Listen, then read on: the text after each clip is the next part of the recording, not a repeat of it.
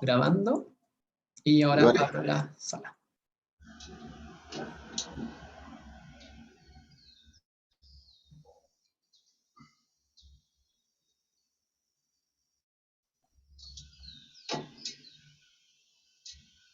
Buenas tardes a todos los que se van conectando a esta actividad.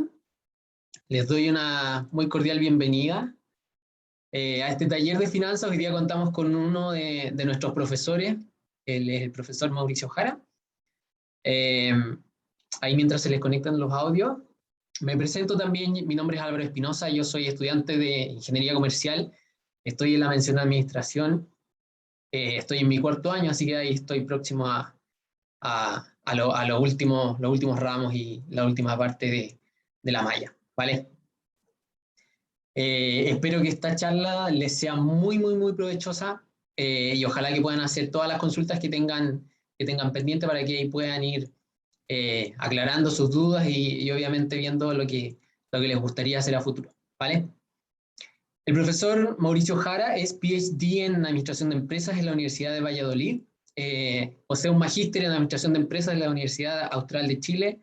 Sus estudios de Ingeniería Civil e Industrial los realizó en la Universidad del Biobío y actualmente es director de posgrado y profesor de finanzas de nuestra facultad. Profesor, le doy el pase a la actividad. Gracias. Hola, ¿qué tal todos? Están sin cámara. Más que charla, es como principalmente tratar de tener una conversación. Preparé unas diapositivas como para cuestiones relacionadas con algo de introducción como la finanza. Y básicamente les quería contar de qué se trata la finanza en ingeniería comercial, principalmente en la mención administración. Hay tres cursos que son de finanza. Uno es un curso introductorio, ya en ese curso introductorio se ven distintos tópicos relacionados con finanzas, principalmente cuestiones relacionadas con conceptos y se va profundizando un poco temas relacionados a inversiones, mercado de capitales, evaluación de proyectos y se van viendo cuestiones que son relacionadas a aplicaciones, como las finanzas pueden ser útiles en la vida diaria, ¿ya? Y en la vida profesional. ¿Ya? Luego vienen dos cursos adicionales de finanzas en la carrera. Uno se basa principalmente en inversiones, en cómo tomar decisiones de inversión en el mercado de capitales, pensando principalmente en la orientación que se tiene de los mercados de capitales y de la gestión de inversiones, principalmente de los bancos de inversión y todo el ejercicio profesional en esa línea. Y la última, finanzas, guarda relación principalmente con las empresas, ya cómo se toman decisiones dentro de las empresas, por qué las empresas, por ejemplo, emiten deuda, por qué se endeudan, por qué emiten acciones, cómo toman decisiones de inversión, ¿ya? Y qué implicancias tienen las decisiones de inversión que toman las empresas a lo largo del tiempo. Siempre hay que tener en cuenta que esto no son números solamente, siempre las finanzas tienen una mirada estratégica pensando en la generación de valor, no solamente de valor en términos de riqueza de capital, sino que un valor más integral del negocio. ¿Ya? Acá, por ejemplo, vamos a ver algunas cosas relacionadas con eso en esta pequeña charla. La idea es que vayan preguntando en todo momento, pregunten harto, porque no hay pregunta mala, sino que la peor pregunta es la que no se pregunta. Así que si tienen dudas, eh, pregunten lo que sea. ¿Ya? Bueno, y este mini taller principalmente lo quería orientar a conceptos básicos, ¿ya? Y preguntarle algunos conceptos básicos. La idea es que vayamos interactuando a través del micrófono. Abran su micrófono, prefiero eso a que estén escribiendo el chat. Y claramente les voy a ir preguntando y la idea es que ustedes vayan contestando cosas, ¿ya? La primera pregunta que yo les quería hacer es, ¿qué entienden por contabilidad y qué entienden por finanzas? Y cómo se diferencia las finanzas de la contabilidad? ¿O qué ustedes o qué entienden por finanzas principalmente? Muchachos, Aranzazu, por ejemplo, o Constanza. Bueno, o sea, no es como que sepa así como exactamente que es como finanza y lo otro, pero como que tengo un leve concepto así en general de lo que son ambas cosas. Vaya, vamos diciendo algunos conceptos, por ejemplo, contabilidad. Ay, contabilidad. Y acá voy a poner finanzas. Cosas se podrían, qué relaciones podrían tener, así como ideas, así, si claramente no tienen por qué saberlo. Pero la idea es que por lo menos vayamos diciendo algunas ideas para que podamos ir conversando en relación a cómo vamos rompiendo mitos en relación a la percepción que se tiene de la finanza y la contabilidad. Adelante, Constanza. Bueno, contabilidad no es llevar así como el registro de cierto movimiento de dinero. Ya, registro, sí, muy bien. Registro principalmente como de movimientos de dinero o de transacciones que se realizan, ¿cierto? Transacciones. Por ejemplo, yo realizo una venta y la reconozco dentro del estado contable. Ya, muy bien. Una décima le voy a dar a Constanza. Sofía, ¿y finanzas, por ejemplo? Finanzas, no sería más como ya en el dinero así en sí. Ya, dinero en sí es ya, dinero. Muy bien. Jeremías. Jeremías, ¿estás por ahí?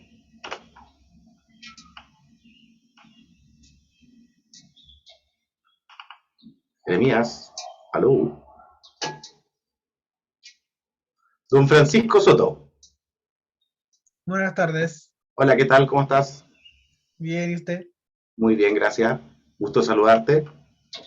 Igualmente. Cuénteme, ¿qué se le ocurre como de concepto básico de lo que son las finanzas y qué son la contabilidad? Finanza, como más el hecho de administrar, puede ser. Administrar, ¿cierto? Administrar recursos, ¿cierto? Sí, y bueno, la contabilidad era como lo que decía la otra niña, como llevar claro, un registro sería la palabra, O sea, como ir como principalmente, ordenando, por así decirlo. claro, como ordenar información, ¿cierto? Claro, como para analizar y todas esas cosas. Muy bien, ¿ya? Eh, una décima también, don Francisco, le voy a dar. ¿Ah? Señorita Damaris. Damaris, ¿algún voluntario? Aquí ¿Sí? estoy. Hola, ¿qué tal? Hola, ¿cómo está? Bien, ¿y usted? Un gusto Bien, saludarle igual. gracias. Cuénteme, ¿qué se le ocurre por contabilidad y qué se le ocurre por finanzas? Por finanzas creo que entran más los temas de administración y mercados, todo lo Ya, que tiene que ver como con más la inversión, y en contabilidad puede ser, como decían, el registro, llevar como nota de lo que se ha hecho con el dinero. muy bien. Entonces, claro, o sea, como registrar lo que es la actividad, ¿cierto? Exacto. Muy bien. ¿Algún otro voluntario?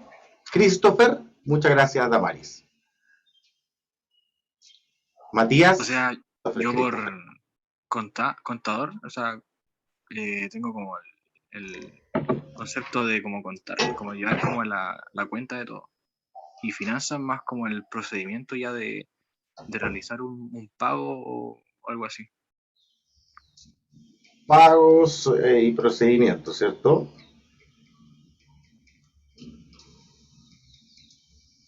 Muy bien.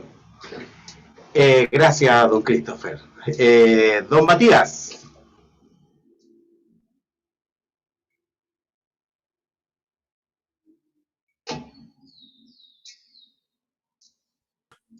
Yo las finanzas la veo como algo más general que ve netamente en el análisis de toda esta gestión del dinero, ya sea finanzas personales o de una empresa o lo que Uh-huh. sea, y la contabilidad como más el detalle en lo que se gastó y todo lo relacionado, en lo que se invirtió, etc.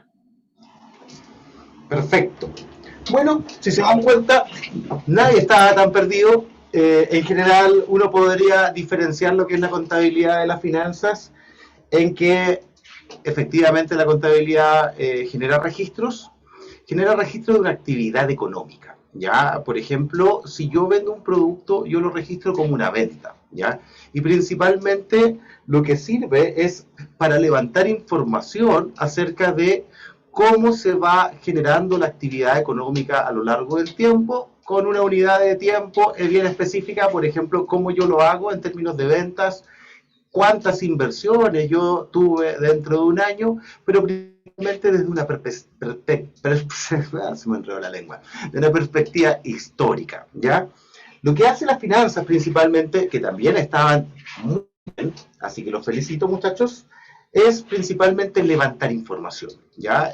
La contabilidad es un nutriente dentro de mucha otra información que se utiliza dentro de las finanzas para tomar decisiones, ¿ya? Principalmente nosotros en finanzas lo que hacemos, ¿cierto?, es levantar información histórica, ¿ya? Y también analizar los potenciales escenarios que se vienen en el futuro para poder tomar decisiones principalmente de inversión, ¿ya? Y principalmente las decisiones de inversión se basan en que yo tengo que distribuir, ¿cierto?, los recursos escasos, principalmente es asignar recursos escasos para poder generar valor, ¿ya? Y de acuerdo a también tener un concepto de que generar valor de acuerdo a un cierto nivel de incertidumbre, ¿ya? Y claramente la contabilidad sirve en cierta medida para poder reducir la incertidumbre de una inversión principalmente, ¿ya? Entonces vamos a ir introduciendo algunos conceptos también relacionados con eso. Por ejemplo, a ver, ¿qué son las finanzas? Bueno, la finanza es una disciplina, ¿cierto?, que estudia la forma en que las personas y empresas asignan recursos a lo largo del tiempo, o sea, cómo yo voy invirtiendo a lo largo del tiempo y en condiciones de incertidumbre. Y esas dos definiciones de cómo yo voy invirtiendo a lo largo del tiempo, ¿ya?, y en condiciones de incertidumbre, principalmente establecen algunos parámetros relacionados con los fundamentos que vienen relacionados a la finanza. Por ejemplo, a lo largo del tiempo, ¿cierto?, yo tengo que asignar recursos, ¿ya? Y para ello, yo debo planificar esa asignación de recursos de acuerdo a cierto nivel de información de expectativas futuras que uno puede tener, ¿ya? Para ello, ¿cierto?, tenemos que tener claro que al menos deben existir dos condiciones. Una, ¿cierto?, es el valor del dinero en el tiempo, ¿ya? ¿Qué significa el valor del dinero en el tiempo? Es una buena pregunta, ¿ya? Y la otra es principalmente pensando en que yo tengo que maximizar el valor. Y por lo tanto, por ejemplo, yo asigno recursos siempre y cuando esos recursos me generen rentabilidad. Y para ello, ¿cierto?, yo tengo que medirlos hoy. Y por lo tanto, tengo que establecer principalmente cuánto valen los activos en los cuales yo voy a invertir, ¿ya? Entonces, estas dos condiciones, ¿ya?, principalmente el valor del dinero del tiempo y la valoración de los activos, son dos pilares fundamentales de las finanzas. Y la otra pregunta, ¿en qué se basa la incertidumbre? ¿Qué es lo que es la incertidumbre, señorita Sofía? Ya le pregunté a Sofía. No, no le preguntaba a Sofía. Javiera. Que no sabemos lo que va a suceder.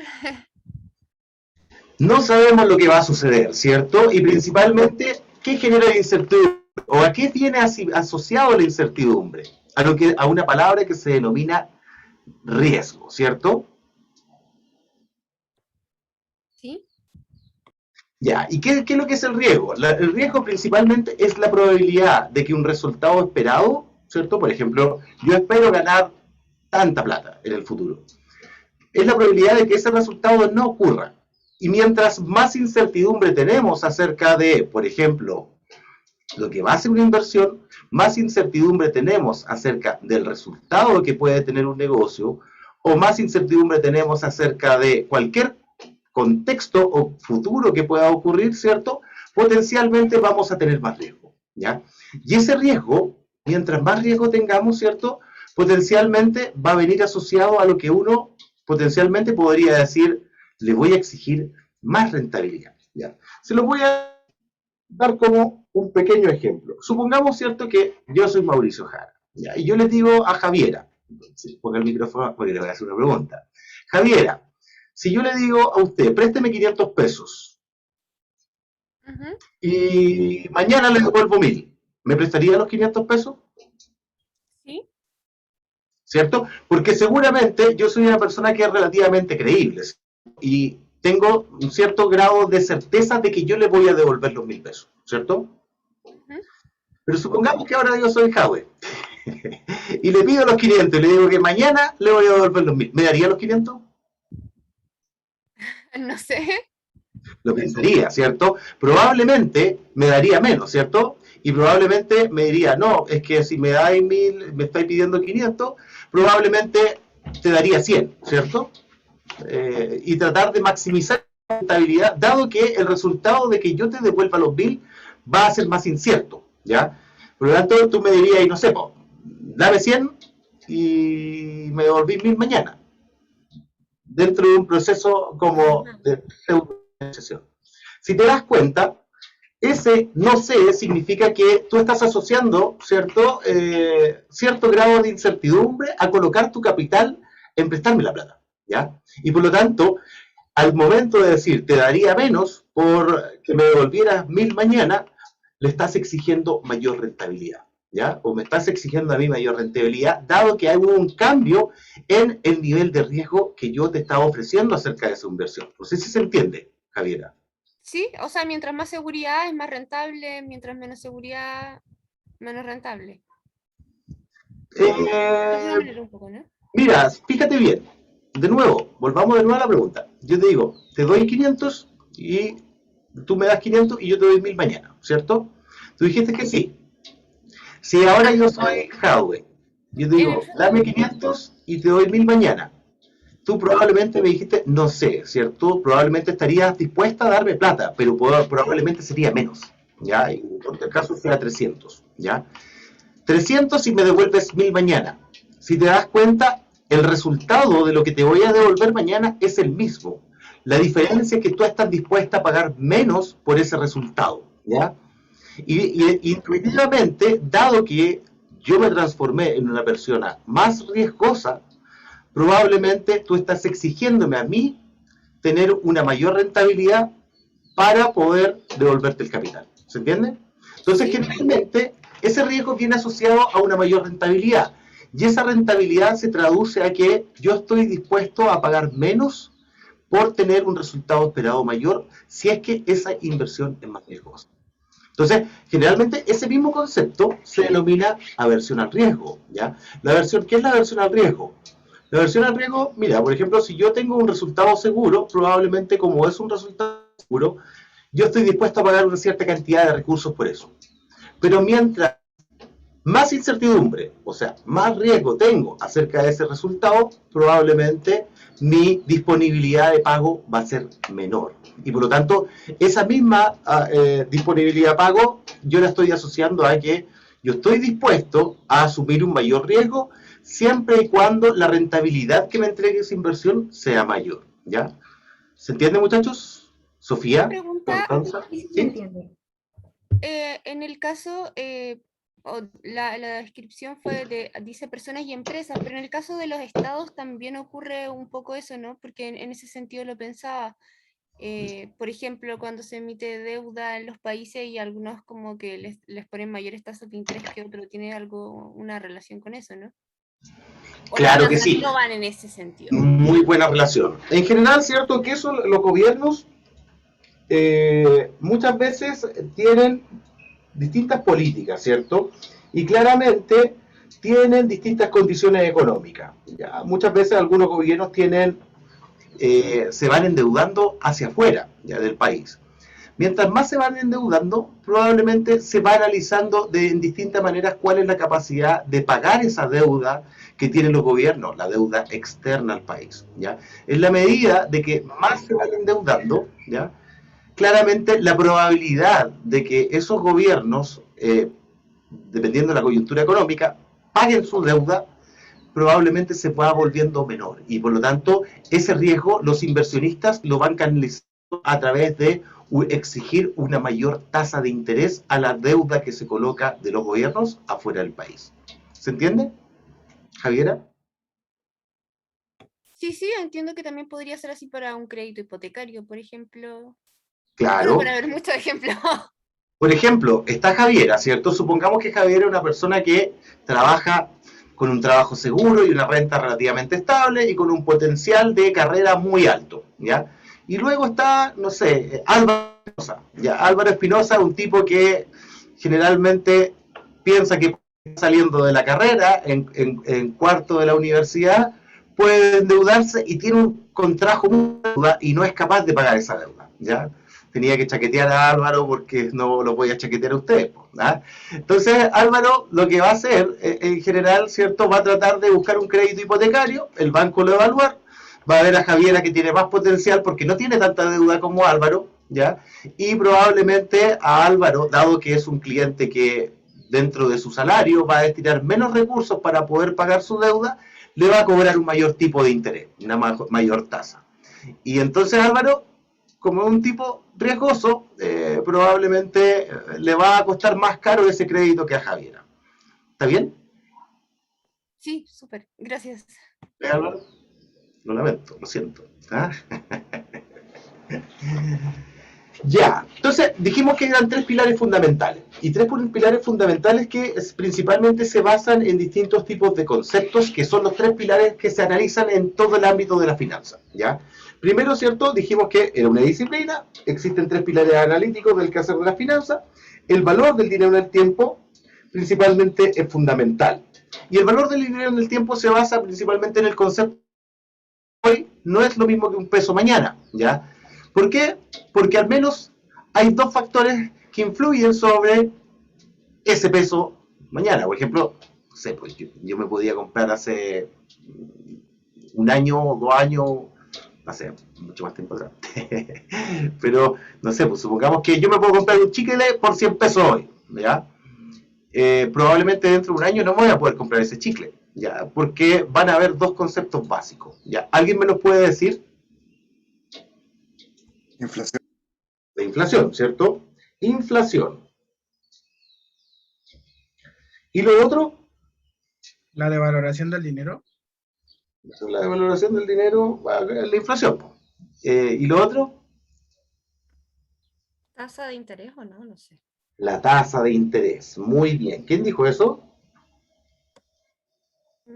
Yo. Javiera. Muy bien, Javiera. La tasa de interés, ¿ya? Muchas veces, ¿cierto? Lo que nosotros vemos en los mercados es que un peso hoy no vale un peso mañana porque yo puedo reinvertir ese dinero a una tasa de interés, ¿ya? Dependiendo del tipo de moneda, ¿ya? Por ejemplo, el dinero se devalúa, ¿ya? Se devalúa, que dijo la devolución de la moneda, que principalmente se traduce en inflación. Pero también existe un valor del dinero en el tiempo que se regula a través de la tasa de interés, ¿ya? Por ejemplo, hoy en día, si nosotros vemos las tasas de intereses que están en el mercado en pesos, la tasa de interés en pesos debería componer al menos dos factores, ¿ya?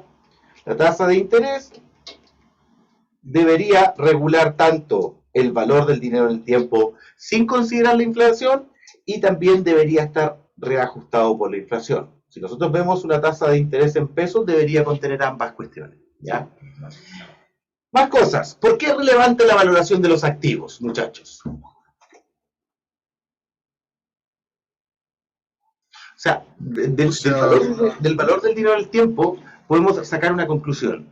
Nosotros podemos, el valor del dinero viaja a lo largo del tiempo. Tú no puedes, si es que tienes un negocio y proyectas las utilidades de un negocio, tú no puedes sumar un peso que se va a generar dentro de 10 años con un peso que se va a generar hoy, ¿ya?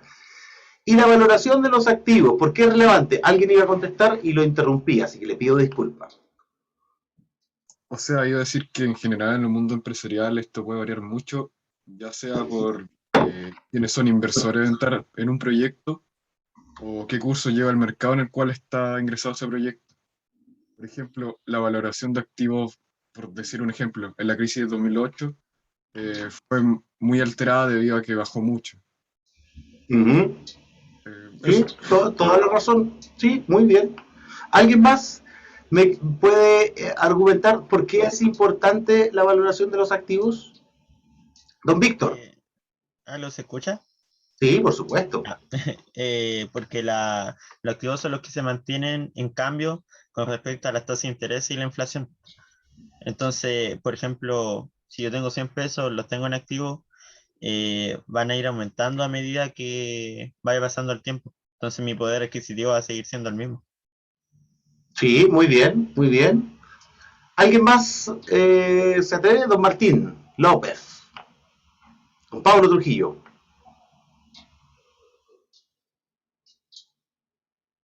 O sea, profe, yo acabo de leer.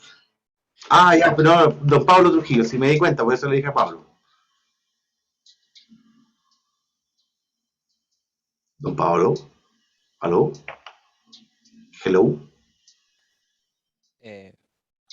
Yo soy Pablo Torres, pero quizás porque, o sea, si aumentan como la evaluación de los activos, como sería una buena inversión. O sea, si los activos bajan, no tendría sentido hacer la inversión. Muy bien. Entonces, mira, nosotros podemos decir que la evaluación de los activos es relevante dependiendo del ejercicio profesional, ¿ya? Pero siempre es importante la valoración del activo porque la valoración de los activos hoy mide lo que es el poder adquisitivo. Por ejemplo, yo tengo, por ejemplo, una casa, ¿ya? Y necesito saber cuánto vale esa casa. Puedo establecer un método de valoración para la casa, pero principalmente, ¿cuál es mi principal objetivo? Saber cuál es mi poder de riqueza. Yo, en base a esa casa, puedo levantar recursos y esos recursos me van a servir para poder financiar otro tipo de actividades, ¿ya? Por ejemplo, también puede servir para el mismo ejercicio profesional de la industria financiera cuando se toman decisiones. Generalmente, gran parte del trabajo que toman los analistas financieros que están en el mercado es poder valorar las acciones de una compañía, ¿ya? Principalmente, si se dan cuenta, supongamos que un ejemplo bien, así como supongamos un ejemplo bien sencillo. Hay una acción, ¿ya?, que cuesta 100 en el mercado, ¿ya? Un analista valora la acción de esa compañía, ¿ya? Y principalmente su interés es saber si es que su valoración que está haciendo de esa acción principalmente tiene oportunidades de poder subir, ¿ya? Y por lo tanto supongamos que este analista hace un modelo de valoración de activos, valora la acción y el precio que él obtuvo es de 125, ¿ya? Probablemente estos 125 es el valor de la acción que el analista llegó y su recomendación principalmente va a ser de comprar la acción porque la valoración que él tiene con la información que levantó acerca de esa empresa dice que la acción tiene hoy en el mercado un menor valor de lo que las expectativas, por lo tanto, dicen. Y probablemente el precio de esta acción debería subir a los 125, ¿ya? Y por lo tanto, invierto en este activo y gano una rentabilidad de entre los 100 y los 125, si es que sube a 125, claramente, ¿ya? Ese es otro punto que en general sirve para principalmente tomar decisiones de inversión y generar rentabilidades en el mercado, ¿ya? Otras cuestiones que son relevantes también es principalmente desde una perspectiva de los dueños de la compañía. A un accionista, por ejemplo, de una empresa o un dueño de una empresa le interesa saber cuál es el valor de su participación dentro de la compañía porque también eso les permite saber cuál es su poder adquisitivo, cuánto capital pueden levantar en relación a sus participaciones de capital, ¿ya? Y lo otro es la administración del riesgo. Claramente la administración del riesgo es tomar decisiones, pero que se centren principalmente en base a distintas decisiones que pueden venir influenciadas por distintos niveles de riesgo. Por ejemplo, yo puedo tomar la decisión de invertir en 2 acciones, ¿ya? Una que es más riesgosa que otra, y por lo tanto puedo cubrir un poco el riesgo de una vía invertir en otra acción. ¿Ya? Eso es una forma de administrar el riesgo. Por lo otro, principalmente, intentar medir cuál es el nivel de incertidumbre para poder exigirle cierto grado de rentabilidad a una inversión. ¿Ya? Generalmente sirve para poder evaluar proyectos, evaluar inversiones, valorar empresas, etc. ¿Ya? No sé si vamos bien, muchachos. ¿Vamos bien? Sí, sí. ¿Sí? Profe, en la administración del riesgo podría influir, por ejemplo, el caso de quién maneja los activos. No sé, pues, por ejemplo, yo invierto en un fondo mutuo y quien administra ese fondo mutuo o las decisiones que este tomará sería parte de la administración del riesgo. Ellos administran el riesgo. De hecho, ellos administran el riesgo financiero. Por ejemplo, en el mercado de capitales hay un montón de acciones, ¿cierto? Y probablemente, mira, mientras todas tienen cierto nivel de rentabilidad y potencialmente cada una tiene un riesgo, ¿ya? Que se observa a través de la rentabilidad histórica, por ejemplo, de esta acción y de cuánto ha caído, cuánto ha subido, principalmente, o cómo es la variabilidad que tienen esos precios, ¿ya? Entonces lo que hacen los fondos mutuos es tomar decisiones. Por ejemplo, aquí está el tipo del fondo mutuo, bien sonriente, no sé si me quedó bien el monito, no sé, más mal que no sé qué cosa, pero él toma decisiones. Por ejemplo, esta acción, ¿cierto? Se ha observado que generalmente cuando el mercado va al alza, también va al alza, y cuando el mercado va a la baja, también va a la baja. Pero hay otro tipo de industria que funcionan de manera contracíclica, ¿ya? Y que en general, por ejemplo, mientras el mercado va al alza, algunos activos van a la baja, y el otro. Entonces funcionan de manera inversa. Y generalmente él toma decisiones de saber más o menos qué parte del presupuesto invertir en este activo, qué parte del presupuesto invertir en este, qué parte invertir en este, para poder diversificar el riesgo, principalmente reducir el riesgo y tratar de maximizar la rentabilidad de esa inversión. Ese es como el trabajo que muchas veces hacen los fondos mutuos. Muy buena pregunta, don Martín, ¿cierto? Gracias por la respuesta. ¿Ya? Bueno, si nosotros vamos avanzando un poquito más en ello, ¿cierto? Dijimos que la administración del riesgo es crucial. Y la administración del riesgo principalmente tiene al menos varios componentes que logran tratar de reducir ese riesgo, ¿ya? Y una cuestión importante es la información que se canaliza a través de los mercados capitales, ¿ya? Los mercados capitales principalmente son una serie de partícipes, ¿cierto?, que tratan de coordinar cómo se distribuyen los recursos tanto para los gobiernos, para las familias y para las empresas. Principalmente trata de coordinar aquellas personas que quieren o tienen excesos de recursos y que necesitan invertir sus ahorros para generar rentabilidad con aquellos que necesitan recursos, tanto, por ejemplo, las familias se endeudan, ¿cierto?, las empresas se endeudan para poder invertir y los gobiernos también se endeudan para poder generar gasto público, políticas sociales, mejor educación, etcétera, ¿ya? Y por lo tanto, ¿cierto?, la gracia de esto es que en general el mercado de capitales canaliza.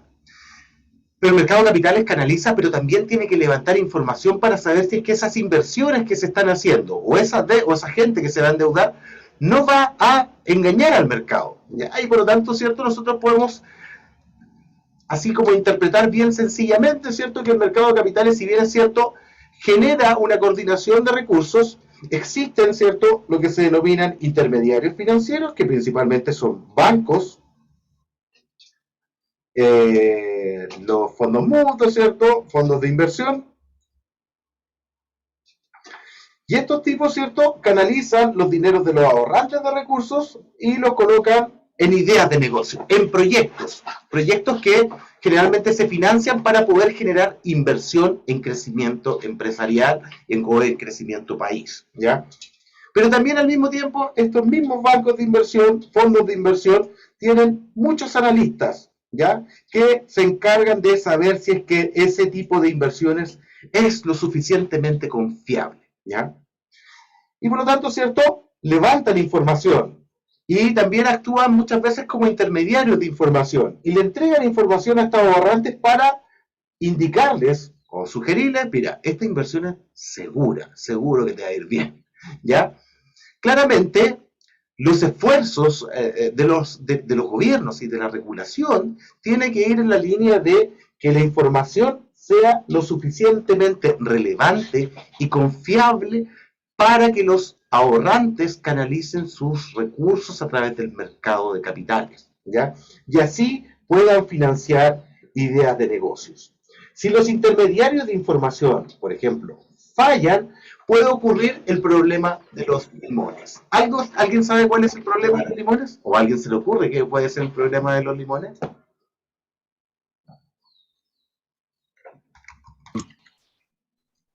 Me tinca que tiene que ver como con los corredores de bolsa, ¿no? Por ejemplo, los corredores de bolsa invierten en ideas de negocio, ¿cierto? Las ideas de negocio generalmente se traducen en proyectos. Estos proyectos, ¿cierto? Pueden ser una, así como decirlo coloquialmente, una idea buena, bien vendida, o lo que se denomina un bodrio o una idea mala, ¿cierto? Bien vendida. El mercado, ¿cierto? Los intermediarios de información deberían tener las capacidades de poder saber diferenciar cuál es la buena idea de la mala idea, para poder distinguir de que esta mala idea es una mala inversión, ¿cierto? ¿Qué pasa si fallan los inversionistas? O sea, perdón, ¿qué pasa si fallan los intermediarios de información y no saben distinguir cuáles son las buenas ideas de las malas ideas? ¿Ya? Ambas también vendían, o sea, no pueden vender bastante. Esto es como se podría decir una venta de harto humo, ¿ya? ¿Qué ocurriría? Ocurriría el problema de los limones. ¿Alguien ha visto cuando hay un limón que se pone blanco en la mallita? ¿Qué ocurre después? Generalmente Se pone todo blanco. se pone todo blanco, ¿cierto? Claro, entonces, si tú te das cuenta, un limón que está al lado de ese limón que se pone blanco, si es que se pone una partecita blanca, tú asumes que está malo. Probablemente es un buen limón. Y por lo tanto, tú no sabes distinguir las buenas ideas de las malas ideas. Y por lo tanto, se genera desconfianza en el mercado y la gente deja de invertir. Deja de invertir en el crecimiento empresarial o en el crecimiento de, generalmente, gasto que genera crecimiento del país, ¿ya? Esas cosas son relevantes, ¿ya? Y por lo tanto, ¿cierto? Regular para poder diferenciar estas buenas ideas de las malas ideas es fundamental en todo ámbito económico, ¿ya? ¿Tienen alguna duda, muchachos?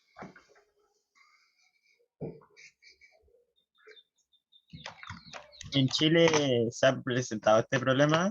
¿O se presenta muy a menudo o nunca se ha presentado, la verdad? Mira, cuando ocurren las fallas de mercado es porque ocurre este problema. Por ejemplo, no sé si se acuerdan en algún momento La Polar, el caso La Polar. ¿Han escuchado hablar del caso La Polar alguna vez o no? Algo.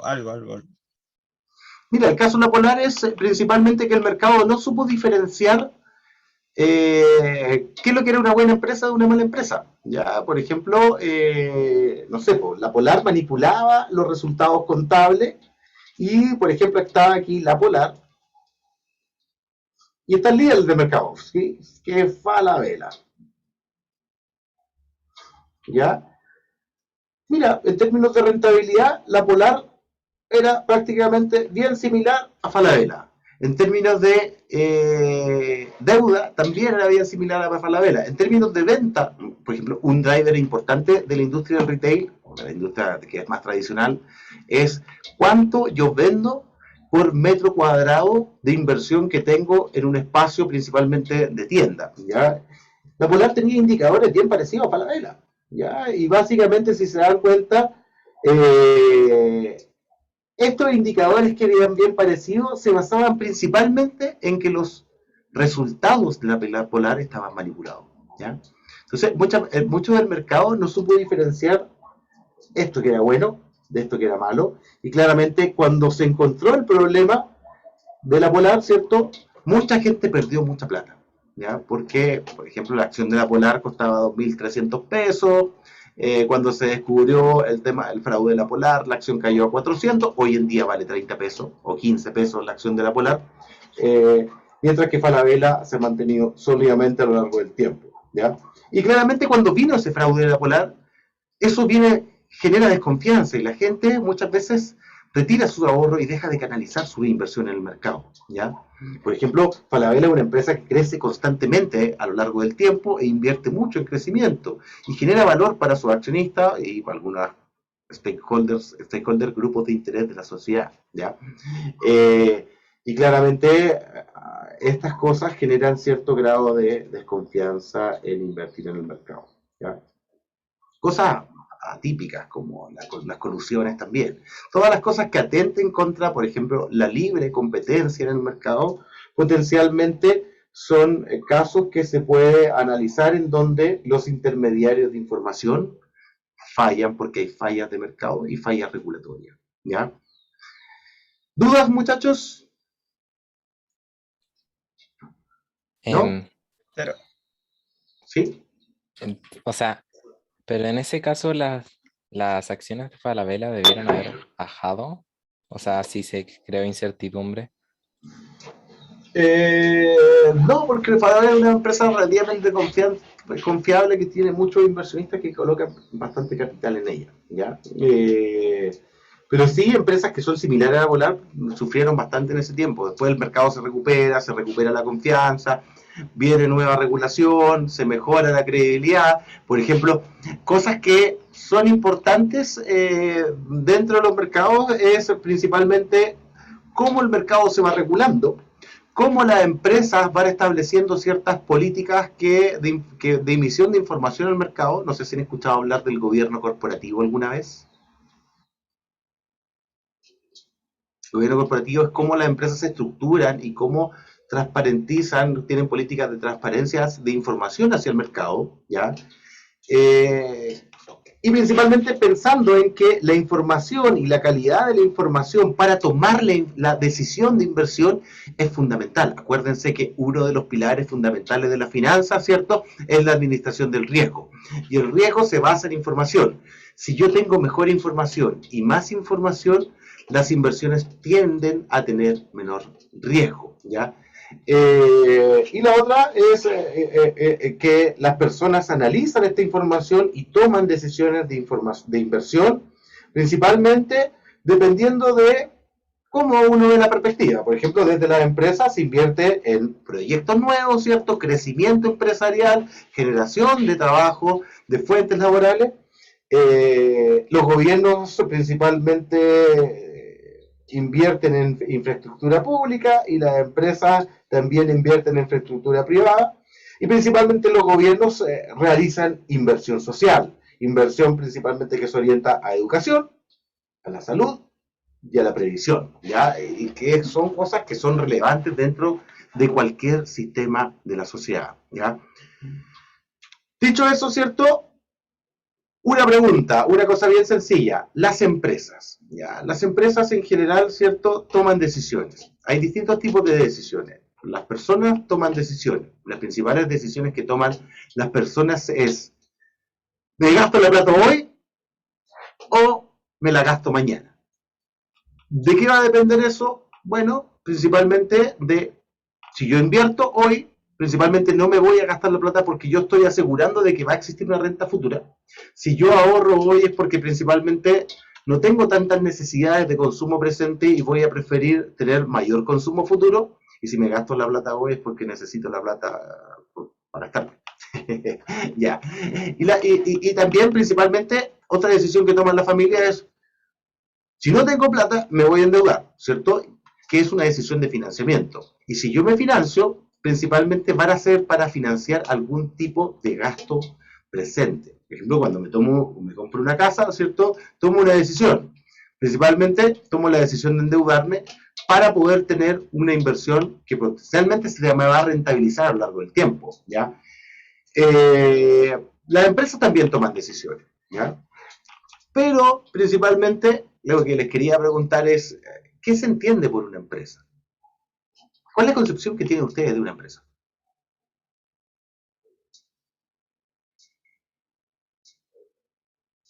Damaris, Gabriela. Medio a través del cual una entidad económica, una persona o un grupo de estas trata de vender al mercado sus bienes y servicios para obtener dinero o recursos a cambio. Sí, muy bien. Eso es como la función primaria de la empresa, ¿cierto? Producir bienes y servicios. Hay muchos tipos de empresas en términos generales, pero también hay otra definición de empresas que viene desde un ámbito de la finanza y es por donde uno tiende a regular principalmente las empresas, ¿ya? ¿A alguien se le ocurre, no? ¿Quiénes participan en la compañía? Yo conozco una definición, pero no sé si vaya muy cercano a las finanzas, pero así referente a la empresa, y es que es una organización de personas que buscan generar un producto, un servicio que ayude con una necesidad y entregarlo al mejor precio posible y con el mejor servicio. También, muy bien, sí. Pero esa es principalmente la función, ¿cierto?, de la empresa, es producir bienes y servicios.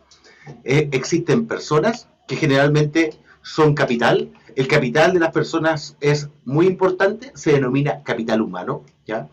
También existen activos, que principalmente es capital, que principalmente se traduce a todas las inversiones que yo debo realizar para producir ese bien o servicio, ¿cierto? ¿Quiénes están más dentro de la empresa?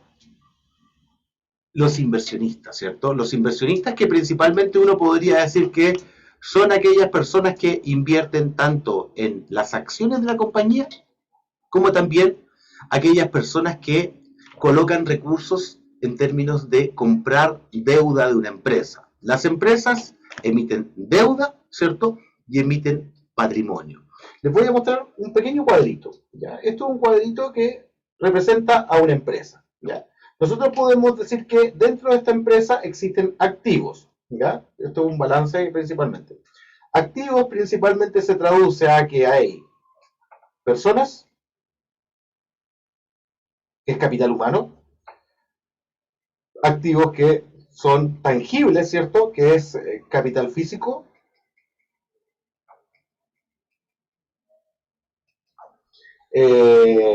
recursos monetarios, que también es capital, pero también existen inversionistas, ¿ya? ¿Y quiénes son los inversionistas? Principalmente, mira, acá están los proveedores, los que entregan los recursos a la empresa para poder producir ese bien o servicio, ¿ya? Están los acreedores, que generalmente son bancos o bonistas que se llama denominaría los que compran los títulos de deuda que están en el mercado, ¿ya? Y están también los accionistas, ¿cierto? Los accionistas que generalmente se traducen o se puede decir que son los dueños de la empresa porque tienen la decisión acerca de las decisiones estratégicas de la compañía, ¿ya? Pero si se dan cuenta, hay una cuestión común. Los activos generalmente sirven para producir los bienes y servicios. Los activos se basan principalmente en capital, en personas y en capital físico, ¿ya? Pero también hay inversionistas. Los activos, el capital físico se regula a través de contratos. Yo tengo que generar un contrato para poder tener la dominancia o el control de un activo. Yo contrato personal para poder generar una fuente laboral y generalmente yo le pago, ¿qué cosa? Un salario acorde a su trabajo, ¿ya? Los proveedores, ¿cierto?, me cobran principalmente lo que valen sus productos que entregan a la compañía para poder generar la producción de la compañía, ¿ya? Los bancos cobran una rentabilidad, colocan capital, ¿cierto? Pero en general compran títulos de deuda, que es un contrato, ¿ya? Y los accionistas son dueños del patrimonio, o sea, de derechos para tomar decisiones y principalmente también son remunerados acerca de esos derechos para tomar decisiones, ¿ya? Entonces, si se dan cuenta, las empresas, si bien es cierto, tienen un fin, que es producir bienes o servicios, también está regulada todo por contratos, ¿ya?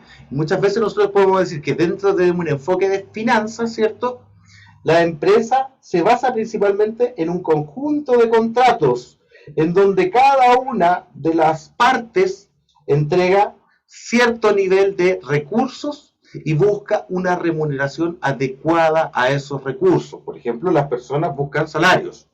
Capital físico genera rentabilidad. Los proveedores colocan recursos, pero les pagan, ¿cierto?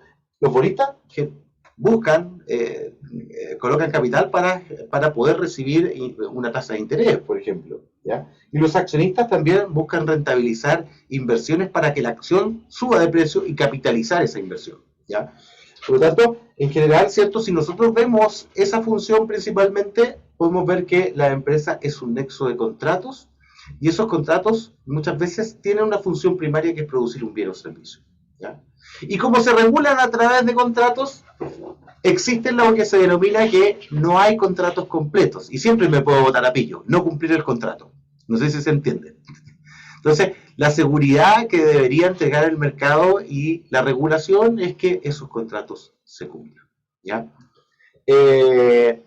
Bueno, entonces nosotros dijimos que en general, ¿cierto?, para producir bienes y servicios se necesita capital. Capital financiero, capital humano, ¿cierto? Capital físico. El capital físico principalmente se basa en edificios, maquinaria, insumos, bienes intermedios, acciones, bonos. El capital financiero se basa principalmente en acciones, bonos, préstamos que se financia la adquisición de capital físico. Las empresas toman decisiones de inversiones en activos y se financian con deuda o con patrimonio. ¿Se entiende, muchachos? Chicos. Hello. Sí, se entiende, Ya. profe. Entonces, ¿por qué es importante el capital? Porque, mira, si se dan cuenta, el crecimiento del país depende, uno de los factores importantes del crecimiento del país se basa principalmente en el capital. Existen al menos 3 factores que influyen sobre el crecimiento del país, ¿ya? Uno es el factor tecnología, ¿cierto? El factor tecnología que lo vamos a denominar A. Esta es la flechita, ¿ya? Factor tecnológico es relevante, sí, los cambios tecnológicos generan crecimiento, por eso es que se invierte mucho, por ejemplo, en investigación y desarrollo, generar nuevos productos, cambios tecnológicos que por lo tanto, mejoren, por ejemplo, la productividad, ¿ya? El otro es el factor capital, para poder tener mejores cambios tecnológicos, invertir en crecimiento, necesitamos inversión, capital principalmente para poder financiarlo, ¿ya? Y lo otro es el mercado del trabajo, que también es relevante, ¿ya? En sí, ¿cierto? Esto conlleva a que, en general, ¿cierto?, nosotros podemos decir que las empresas toman distintas decisiones, ¿ya? Las decisiones se basan principalmente en la dimensión que nosotros podamos ver dentro de ese nexo de contrato, o de esa función primaria de la empresa, ¿ya? Para poder que la empresa exista, ¿cierto?, nosotros necesitamos invertir, ¿ya? Lo primero es invertir en activos, ¿ya? Activos que generalmente son de corto plazo o activos que generen valor en el largo plazo. Lo otro es que necesitamos financiar esos activos, ¿ya? Y por lo tanto, ¿cierto?, nosotros primero, para poder financiar esos activos y para poder invertir, tenemos que generar una visión estratégica, ¿ya? ¿Qué es una estrategia, señores?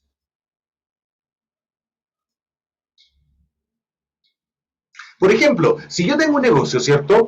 Supongamos que voy a tener un emprendimiento, ¿ya? Y tengo una muy buena idea de negocio, pero la buena idea de negocio potencialmente va a quedar ahí si es que yo no genero una estrategia, ¿ya? La estrategia en general se basa principalmente en toda la identificación que yo puedo tener acerca del mercado, principalmente para poder generar un negocio. A ver, ¿qué cosas podríamos identificar para poder levantar un negocio? Primero, ¿cierto?, identificar si es que yo tengo un producto o servicio que me gustaría ofrecer y yo creo que es innovador.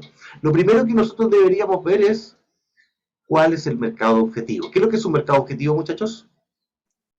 ¿Quiénes serán los consumidores de nuestros productos, no? Que lo demandan. Claro, ¿quiénes serán los consumidores de nuestro producto que demandan? Lo otro es el tamaño de ese mercado objetivo, ¿ya?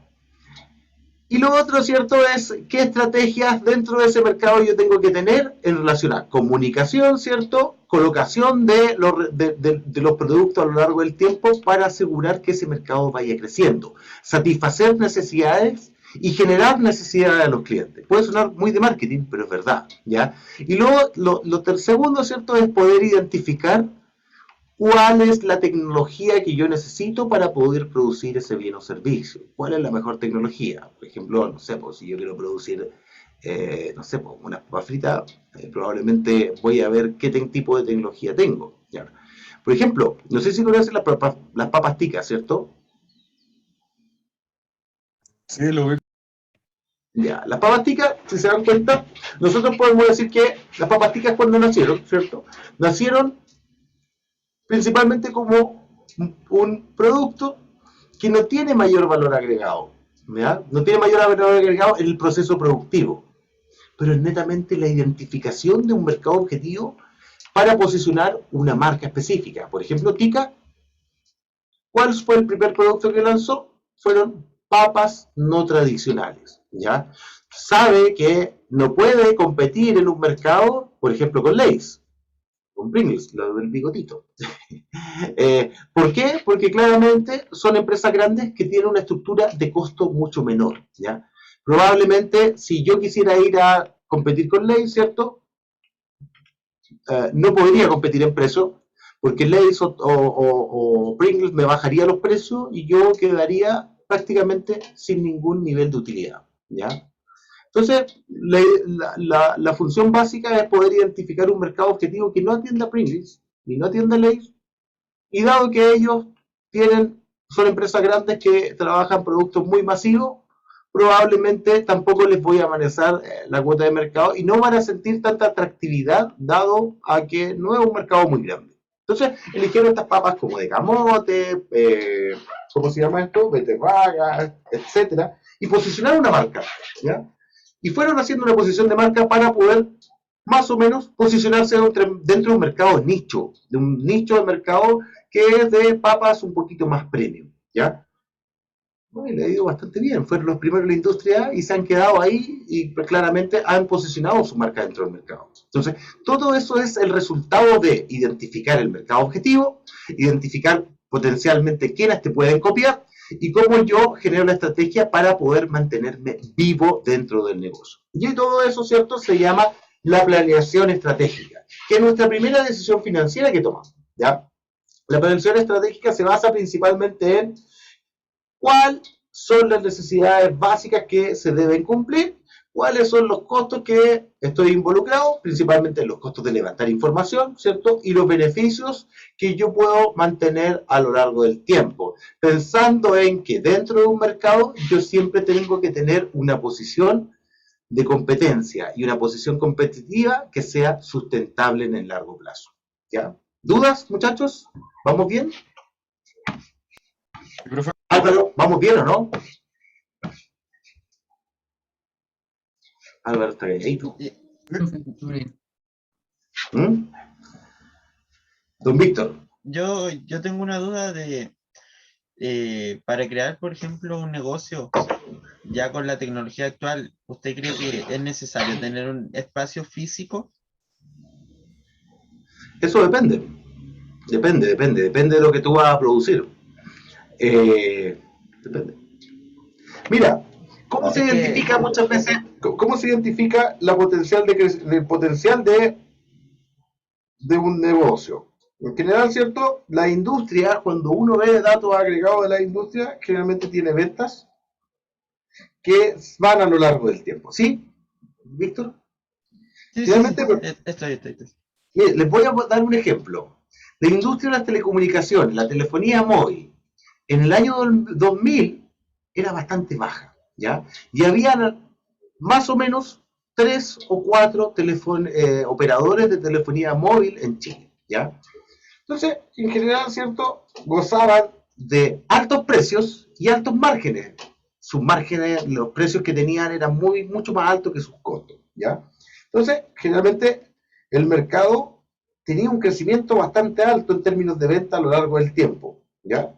Pero paradójicamente, perdón, voy a borrar aquí porque creo que la pendiente, paradójicamente, supongamos que esto es el crecimiento que tuvo entre el 2000 y el 2010. El 2010 siguió creciendo, ¿cierto? El 2014, más o menos, en esa fecha, no me acuerdo bien, llegó una nueva regulación al mercado. Algo externo que no dependía de ellos. Y es que el regulador, principalmente el Ministerio de Transporte y Telecomunicaciones, ¿cierto? El Ministerio de Telecomunicaciones, dijo, esta industria tiene más o menos una especie de oligopolio, ¿ya? Y básicamente lo que podemos hacer es mejorar la competencia dentro de esa industria. Y por lo tanto vamos a cambiar las reglas de competencia en la industria. Y vamos a pasar desde 4 operadores a que en 2030 debamos tener 30 operadores de telefonía móvil, ¿ya? Claramente, si se dan cuenta, ese cambio trajo consigo la introducción de un montón de nuevos operadores de telefonía móvil. Y claramente el mercado comenzó a madurar y las ventas se estabilizaron, ¿ya? ¿Qué trae consigo eso? Si se dan cuenta, aquí, en esta etapa de la industria, los tipos tenían mucho potencial de crecimiento y cobraban caro, pero invertían mucha plata, ¿ya? Acá, la inversión principalmente que se basan y que hacían ellos era en hacer crecer el negocio. Crezcamos, y total, tenemos mucho mercado y no lo hemos cubrido y potencialmente lo vamos a cubrir en un periodo relativamente largo de tiempo. Pero con este cambio de regulatorio, ¿cierto? El mercado principalmente se estabilizó. Y claramente hoy en día estamos dentro de un mercado que está muy maduro, ¿ya? Y donde en general, ¿cierto? Las compañías ya no buscan nuevos clientes, sino lo que hacen es quitar cuotas de mercado a otro, ¿ya? ¿Y cómo se quitan cuotas de mercado? Porque no hay, la industria está estabilizada. Y claramente la competencia es más alta porque principalmente yo quito vía cuotas de mercado, vía reducir precios, tarifas. Y por lo tanto, bajar los márgenes que tengo. Y ahí viene todo, en este caso específico, daba lo mismo cuánto era mi costo. Acá, no, acá se basan principalmente en intentar reducir costos porque claramente estamos compitiendo con una competencia que es cada vez más férrea, cada vez más potente. Y por lo tanto, tenemos que bajar los precios. ¿Se entiende, muchachos? Sí. Claro, entonces el desafío de la planificación estratégica va a depender de en qué etapa de la industria estemos. Por ejemplo, en esta etapa de la industria, potencialmente tenemos muchos mercados que son nichos, tipo TICA, ¿ya? Y que tienen un potencial de crecer en el largo plazo. Pero en esta etapa de la industria, el crecimiento es bastante bajo y probablemente los márgenes, la relación entre los ingresos de venta, el precio de venta y el costo que me cuesta, va a ser menor. Y por lo tanto, yo tengo que ser más eficiente, ¿ya? ¿Dudas, muchachos? Pero entonces, si desde el principio hubieran habido muchas empresas, el crecimiento hubiera sido más grande, ¿no? Porque habría obligado a las empresas a ser más eficientes. Claro, si desde el inicio hubiesen habido más empresas, la etapa de crecimiento de esta industria probablemente hubiese sido más rápida. ¿Por qué? Porque claramente yo, si soy único, ¿cierto? Mira, me pongo en una posición bien, no voy a bajar las tarifas ni para incentivar que lleguen nuevos. Si total, los nuevos van a llegar con el cambio tecnológico, ¿ya? Y van a tener que, bueno, aceptar las tarifas que yo les estoy imponiendo, ¿ya? Pero en la medida de que hay más participantes y haya muchos participantes, claramente ese costo mayor no va a ser tan así. Y probablemente se van a generar más incentivos a que potencialmente la industria se madure más rápido. Una pregunta. ¿Todas las industrias tienen una como constante respecto a al recorrido que tienen? Si se da siempre como un crecimiento y después como una situación estable en general o no siempre eso.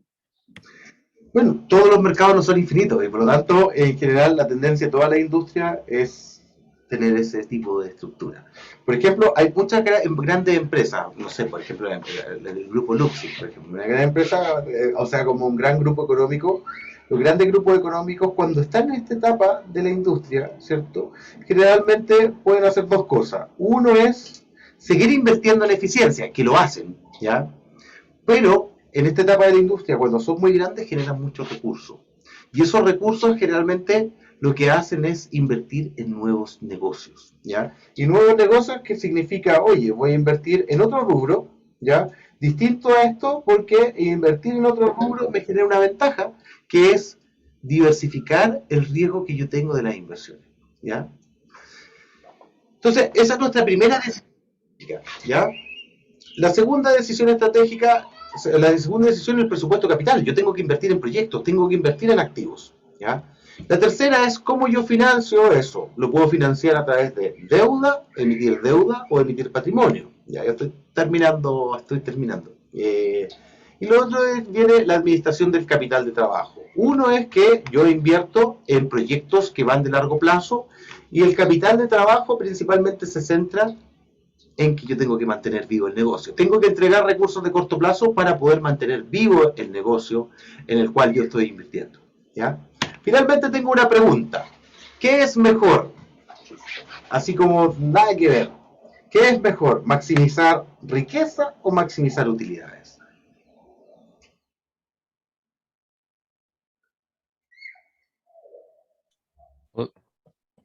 Utilidades, según yo. Yo creo que riqueza por un tema de que las utilidades están afiliadas a las empresas, ¿no? Y eso puede referir, por ejemplo, a una conducta más restrictiva de impuestos, que el mercado literalmente cambia. En cambio, la riqueza es como algo más, ¿cómo decirlo? Como algo más seguro. Muy bien, Martín. Una pregunta. ¿El precio de una acción, de qué depende?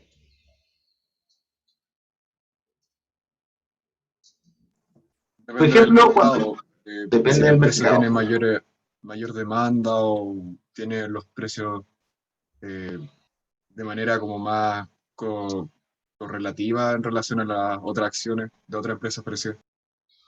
Ya, muy bien. Entonces, el precio de la acción, uno podría decir que depende del mercado, pero principalmente de las expectativas que tiene el mercado acerca de una empresa, ¿cierto? Y potencialmente lo que se está diciendo implícitamente en eso son expectativas. ¿Cuáles son los recursos que va a generar una empresa en el futuro? Que tiene un valor hoy y un valor que en general los accionistas están dispuestos a pagar, ¿cierto? Y por lo tanto, ¿cierto? Nosotros podríamos decir que el valor de una acción es todas las futuras flujos de caja o todos los futuros pagos que va a realizar esa acción que se encuentran valorados hoy, ¿ya? A un cierto nivel de rentabilidad. Y por lo tanto, ¿cierto? Nosotros podemos decir que la riqueza es lo relevante. Por ejemplo, les voy a dar un ejemplo.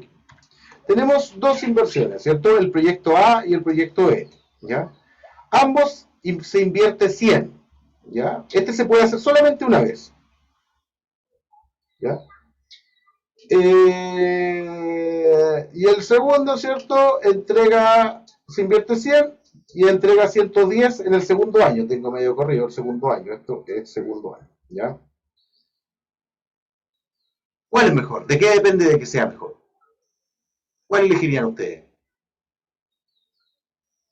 ¿La que tiene mayor utilidad? ¿Elegiría la que tiene mayor utilidad? ¿De qué va a depender? Yo creo que depende del tiempo. Del tiempo, ¿cierto? Y de la rentabilidad que esté asociada a esta inversión. Por ejemplo, uno podría decir, este entrega el 5% dentro de un año, y este entrega el 5% dentro de un año. Yo creo que no, ¿no? Porque si nosotros reinvertimos los 105 y lo capitalizamos al 5%, eso es más que 110. Probablemente la rentabilidad que entrega el proyecto A es mayor que la que entrega el proyecto B. Y va a depender de cuál es el valor del dinero en el tiempo, ¿ya? ¿Cuál es la rentabilidad, la tasa de interés que está asociada a esperar un año o esperar 2 años? ¿Se entiende, muchachos? Ahora, el concepto de riesgo. Supongamos, por ejemplo, que tenemos un mundo que tenemos incertidumbre. Y ahora, ¿cierto? Vamos a invertir los mismos 100.